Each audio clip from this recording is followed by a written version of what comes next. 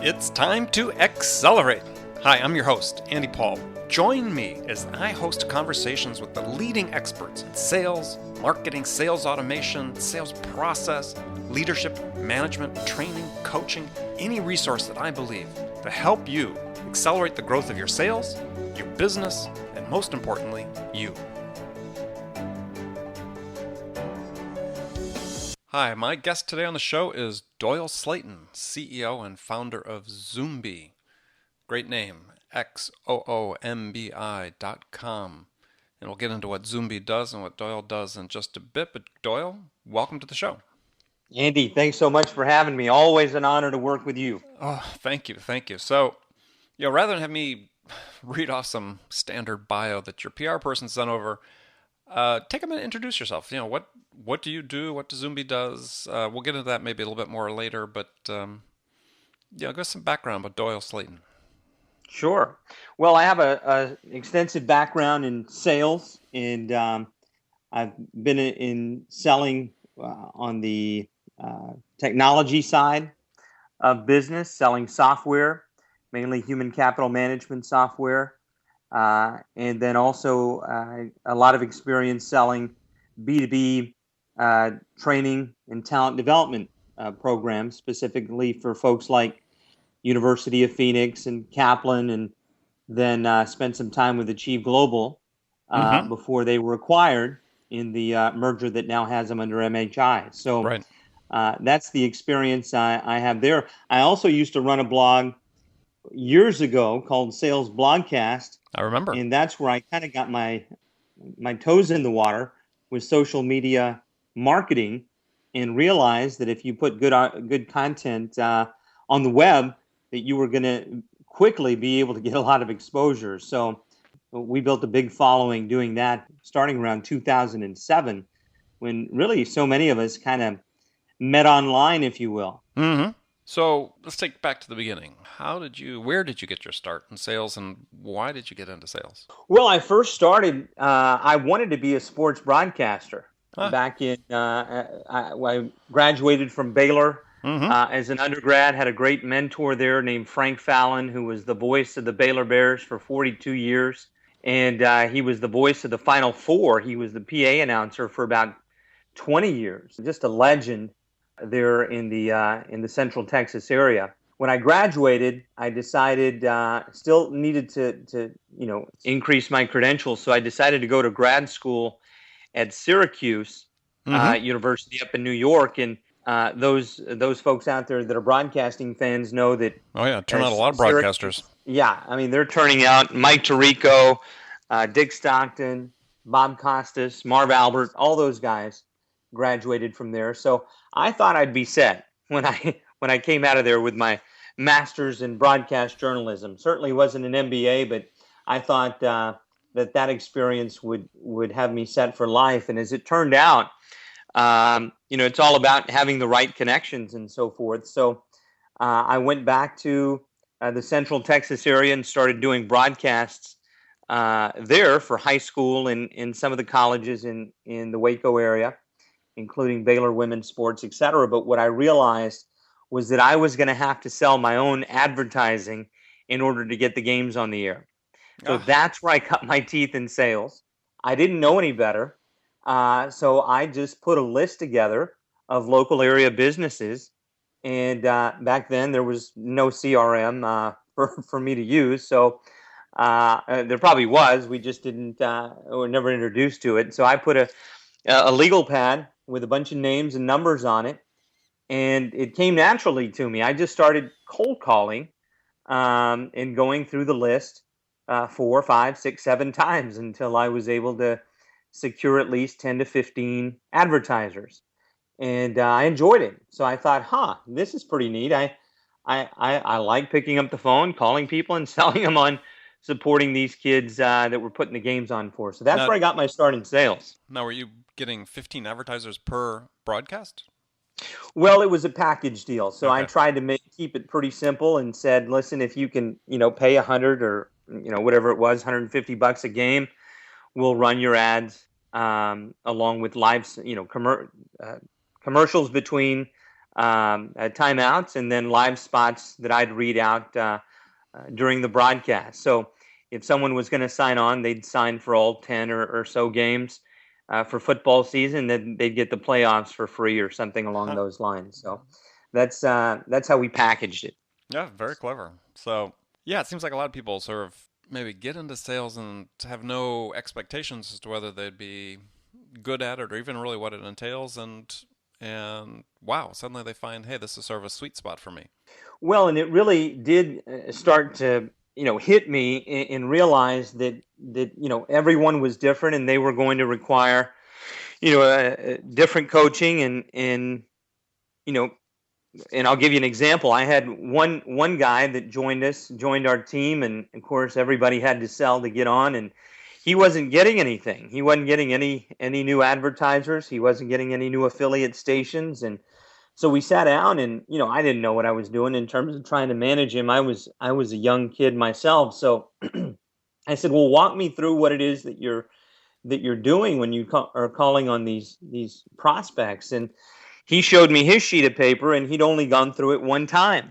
And I said, "Well, I mean, you've got to call him 6, 7, 8, 9 times." And he looked at me funny, and I looked at him funny, and that's when I realized this is a whole nother ball game, Right. right? And for some people, it comes naturally, and they think that way because they have a propensity to hunt for new business. But the majority of people, it's harder to find a hunter, if you will. Yeah, well, I think also part of being a hunter and part of the persistence comes from the belief that what you're selling has value to people, that Hmm. can make a difference to their business. Exactly.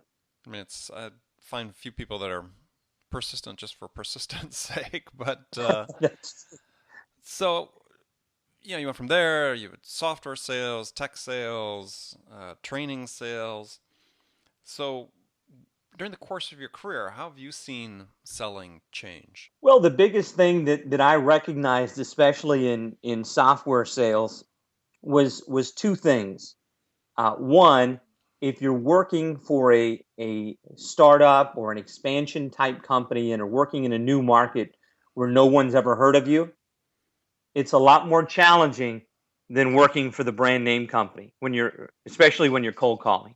The second thing is you know it's a sign of weakness oftentimes to talk about your leads and needing more leads and all of this, right? But the leadership needs to recognize that lists do matter, and the type of the time that we spend on the types of lists that we call on makes a big difference in terms of if a sales rep has to make 100 to 200 dials just to get one appointment, or if they're calling on a more refined list of prospects where maybe you have to make 25 to 40 dials to get an appointment.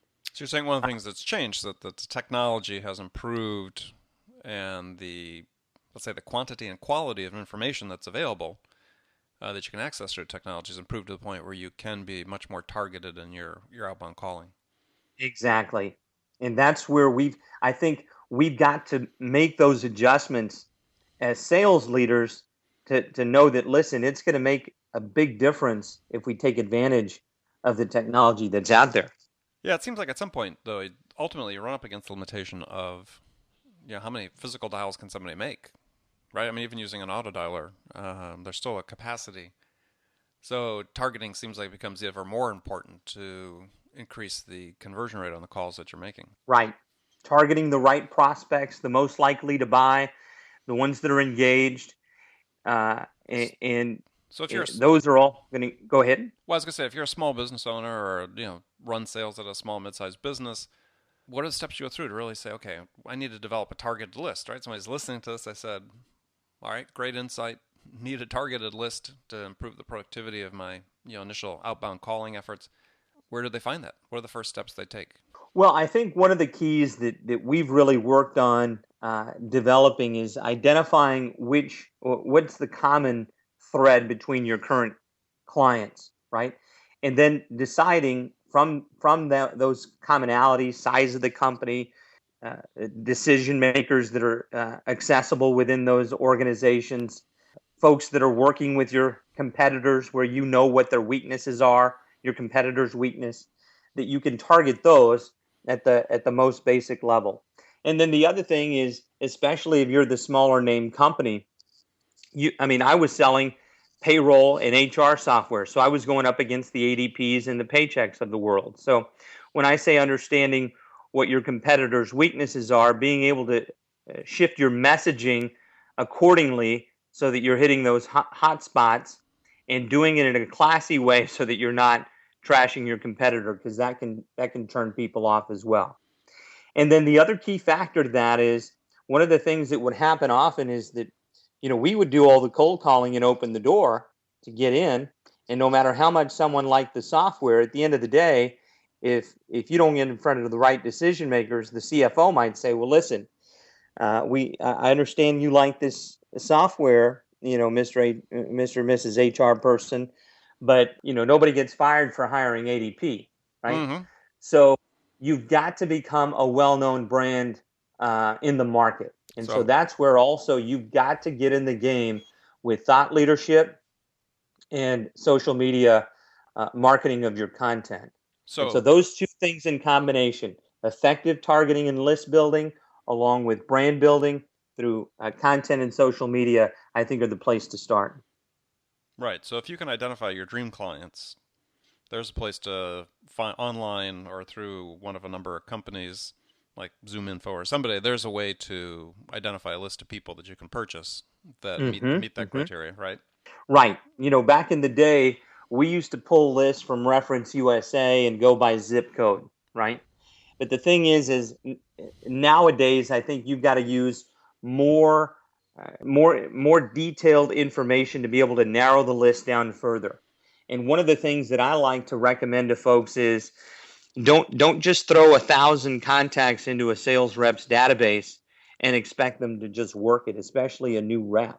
Okay, so let's start them off with maybe 100 accounts, depending, of course, on what the volume of sales has to be for a prospect. I'm talking about folks that need to close maybe 40 deals a year or so, right? Mm-hmm. So let's give them 100 target accounts, okay, and let's coach them and teach them how to work those 100 leads through the sales process, through the attempt to, multiple attempts to contact for a no contact strategy, and then also making sure we're keeping up with our follow-up schedule. Mm-hmm. Once all of those leads are in motion, all 100, right? And when I say in motion, that means that we've got all of our contacts with a follow-up task scheduled in the CRM.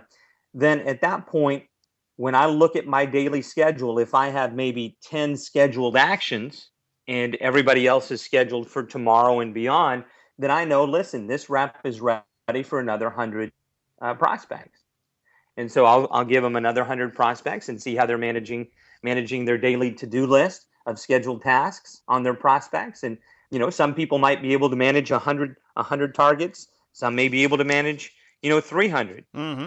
So it's that ramp up and measuring of success with the types of leads and target accounts that each rep is working through.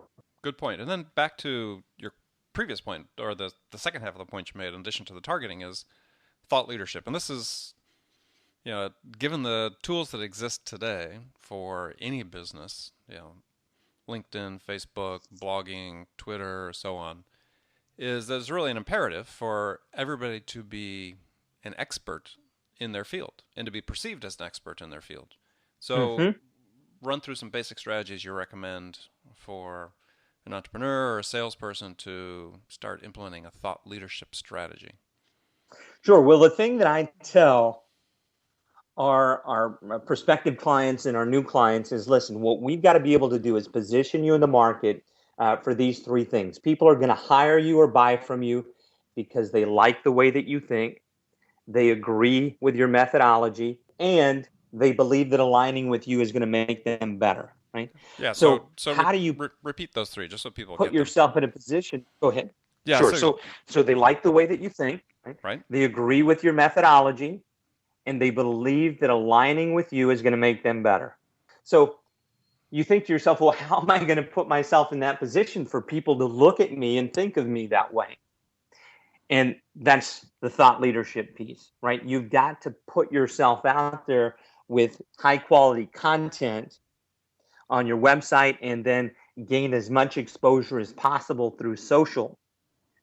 And it's a powerful thing because you don't have to be spending a ton of money on pay per click and those types of things. When people start to see what your thinking is around their industry and they like it, they swarm to your site. And so that's the next piece of the puzzle, is being able to figure out how you're going to position yourself out there with that type of content. And so there are three really levels where content can be used effectively. And this is another thing that we really like to coach people to be able to do when it comes to their content. And the first one that's the most common that everybody talks about is the lead generation and conversion. And out there on social, getting people to come to your site and then leading them to a landing page after they've read the content and converting to a lead. But there's two other areas that I think are critical to continue that sales process through the life cycle of the lead. So the second one is sales prospecting and follow-up, right? Mm-hmm. So you've got leads coming in and converting, but now sales can use that content that we've been producing in the form of either other blog posts or value-added ebooks or tip sheets that are in context with what they're selling to a certain prospective client. So during the prospecting process and the follow-up, salespeople need to get away from this concept of, hey, Andy, we spoke 3 months ago and you told me that you had a lot of stuff going on right now, but if I called you in 3 months, that you'd be ready to go, right? So I'm calling you now, 3 months later, right, to see where you are. And what's the response? Doyle, I'm swamped. I've got 10 other things on my plate. Why don't you call me in 6 months? And so I'm sitting there thinking, as a salesperson, well, you told me 3 months ago, and now you're telling me 6 months. And so I'm just stuck in the land of the stalled, right? Right. So what I want to do as a salesperson is continuously be able to either subscribe my prospects to the blog, send them these definitive guides that relate to what we're trying to position ourselves as an expert in the field, to show them, listen, I've got to work with these guys because they know my industry. And so putting that content in front of folks on a regular basis in the right context makes all the difference with sales, prospecting, and follow-up. So far, I've talked about two things: lead generation and conversion, sales, prospecting, and follow-up. But there's a third, right? And this really applies in an area where we try to focus a great deal, is what's the biggest problem in SaaS if we're working with software companies? The biggest problem with software... SaaS is soft. I just want to define the term. SaaS is SaaS, software as a service. So software as a service companies, exactly. So the Salesforces of the world, let's use them as an example. What's the biggest problem with Salesforce? Is that people don't use it, right? So the third piece of that puzzle when it comes to leveraging content is customer loyalty and engagement. And HubSpot, I think, does it better than anyone else. I mean, they've got an insider's blog and offers that help users learn their system and how to leverage it for good, right? So that third component is key to software companies who, once the sale is made, it's not over. You've got to be able to get users to buy in to how the product is used, and to create content that not only teaches people how to use it more effectively, but to create content that maybe managers can use during meetings to bring to the table and make their meetings more effective, and to coach on the methodology and tactics that they're trying to get people to execute on a day-to-day basis. Mm-hmm. There's a lot of power to that. Okay. Right?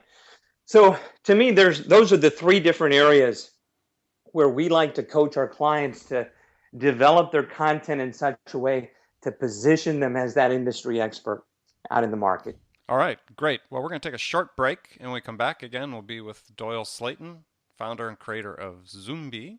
This is Andy Paul on Amp Up Your Sales. Be right back. Hi, this is Andy. Connect and Sell is used by sales reps at nearly 1,000 companies, including hundreds of technology startups and several Fortune 500 companies, to overcome the challenges of getting prospects on the phone.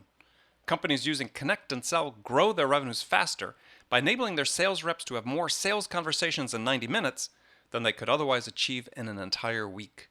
Connect and Sell can be deployed directly to your sales reps, or you can take advantage of their outbound on-demand service, which delivers qualified prospect meetings scheduled directly on your sales reps' calendars. Visit connectandsell.com to learn more about how Connect and Sell can start filling your pipeline today. Welcome back. My guest today, Doyle Slayton. Doyle, you were just talking about sort of three things that companies need to do to position themselves in the marketplace as sort of a thought leader, as a trusted advisor, a trusted expert. I want to step back just a second, sort of go back to sort of sales management, a couple sales management challenges for you. Okay. You run your own business. You're also a salesperson. You're out selling your services. When you think about your own sales efforts, is there anything that keeps you up at night? Things you wish you were doing better that you're not? Well, when it comes to us personally, we've been in business as this service offering for just over a year. So I've got plenty of experience in sales, plenty of experience in sales management, in leadership positions, but I never really had the guts to make that entrepreneurial leap because I've got 3 little girls and a wonderful wife, and we've tried to keep it. It was best for our family to try to keep it as a stay-at-home mom type of scenario. So what I started to realize was, listen, as much as I'm selling for folks that I'm working for, what would happen if I could just bite the bullet and find a way to, actually take the leap, start my own business? I know I can help people. And so we made that leap just over a year ago, sold my house to try to get some extra funds to be able to go for it. I mean, we went all in. In. You didn't sell it. Didn't sell your bicycle, did you? I didn't sell my bicycle. Okay. We kept that. But I'll tell you, that's one of the things I need to improve on. I need to get back on it. But here's the key. What I have found as a small business owner is making decisions to say, where are you going to spend your time so that you're driving revenue, right? And so to me, we've got to spend more time selling, because you can focus on too many other things. Like, am I going to make this color red, this button red or blue? That doesn't drive revenue, right?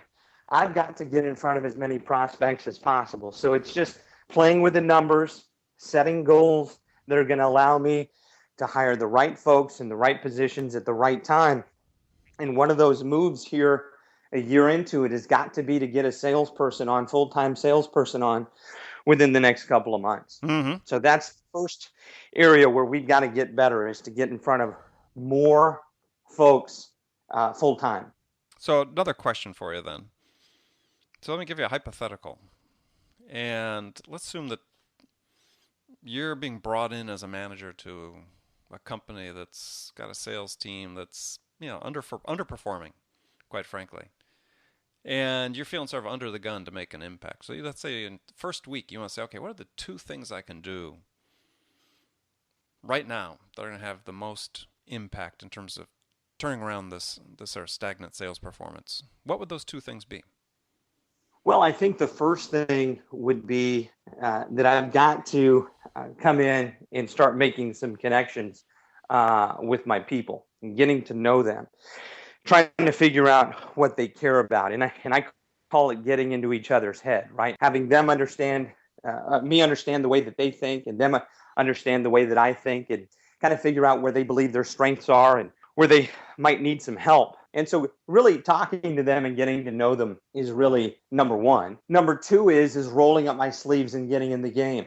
I want to start listening to some of their calls. I want to be a part of their sales meetings, and I want to start identify bottlenecks. And there's certain key metrics that I want to be able to start measuring. Things like, what's my lead to contact percentage?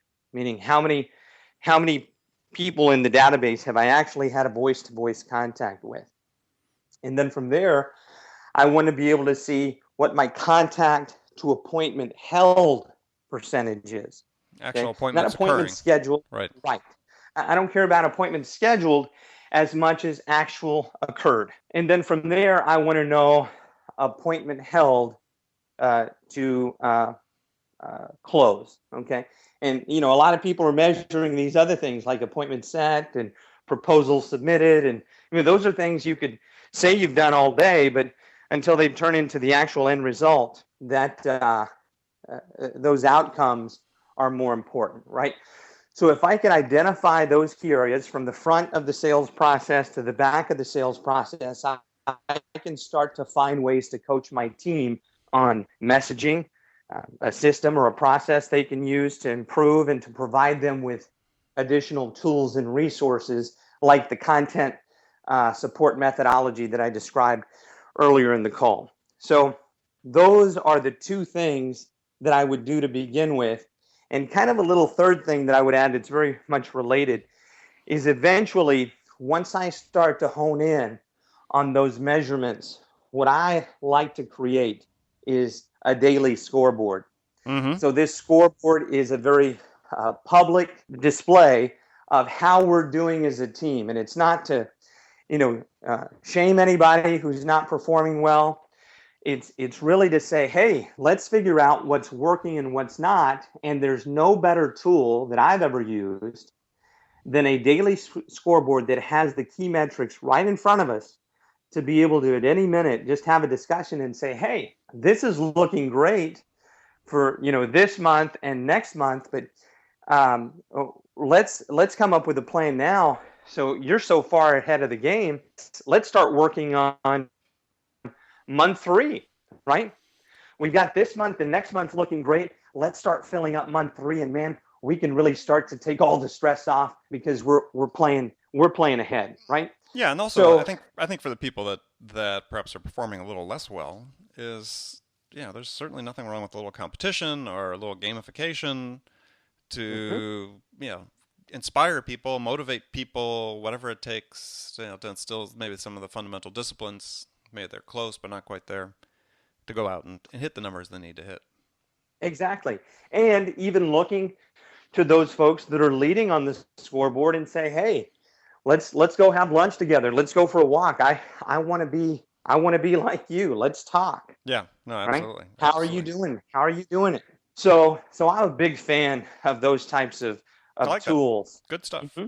Good stuff. All right, so I'm going to do some rapid fire questions here. We'll sort of wrap it up. You can give me one-word answers. If it requires more detail, we'll jump into some detail. So, first, what's the most powerful sales tool in your arsenal? CRM. Who's your sales role model? Andy Paul. Oh, perfect. Great answer. We'll have you back on the show again. What's the favorite music you listen to psych yourself up for a sales call? Well, I like 3. I like Christian contemporary. I like country. So you've only allowed me to give 1, so I gave 2 there. So and pop, pop music. All right. So what's the first sales activity you do every day? I want to make at least 20 dials to start the day. Okay. And emails. Mm-hmm. So a combination of dials and emails. 20. Right. Name the one tool you use today for sales management that you can't live without. Scoreboard. Daily scoreboard. Like that. What's the one book that every salesperson should read? Amp Up Your Sales by Andy Paul. Oh my gosh, we'll have you back twice. What's your favorite social media tool and why? LinkedIn, by far the biggest driver of traffic in qualified prospects and connections on the web. And how are you using it, just briefly? Well, for us, it's a matter of pushing out our content across our social profiles mm-hmm. and across relevant LinkedIn groups. Okay, good lesson there for people as you enter into the strategy we talked about earlier with the developing a thought leadership position. If you're creating content, have to find places to distribute it where people that could potentially be customers are reading it. So very important. And I would add this, Andy. I mean, from a prospecting perspective, the ability to send messages to your connections mm-hmm. and in-mails to folks you're not connected to that are targeted. A lot of people talk about social selling, but I think that's one key area to incorporate into your social selling process is targeted in context messages through LinkedIn messaging and InMail. I agree. The one question you get asked most frequently by salespeople. What's the one thing that I'd need to do to become a top performer? And what's your answer? There is no one thing. Everything is about everything. Everything's about everything. You've got to come up with a systematic process that fits your skill set and do it over and figure out what works and do it over and over and over again as fast as you can. Yeah, I like the answer that Bob Turson gives. He's got 3 parts. He says mental attitude, discipline, know your product inside and out. You got those 3 things, you're good to go. I like it. Yeah. So last question is, what do you consider your greatest success outside of work? Well, I love my kiddos and my wife. We've got a very tight-knit family, very supportive, and there's a lot of love, a lot of affection. So that's my greatest success. No, perfect. All right, well, I want to thank you, Doyle, for joining us today. Our guest has been Doyle Slayton, creator, CEO of Zoombi.com. Make sure to visit his website at Zoombi.com. We'll spell that XOOMBI.com. And he's also an avid bicyclist, at least was, but he seems to have fallen off the wagon, but we'll get him back on, right? We got to get you down here for about 3 months, Andy, and we'll go out every day. All right, we'll make a deal of it. So this is Andy Paul. Remember, make it a part of your day every day to learn something new to help you amp up your business and your sales. So until next time, this is Andy Paul. Good selling, everyone. Thanks for listening to the show. If you like what you heard and want to make sure you don't miss any upcoming episodes, please subscribe to this podcast on iTunes or Stitcher.com. For more information about today's guest, visit my website at andypaul.com.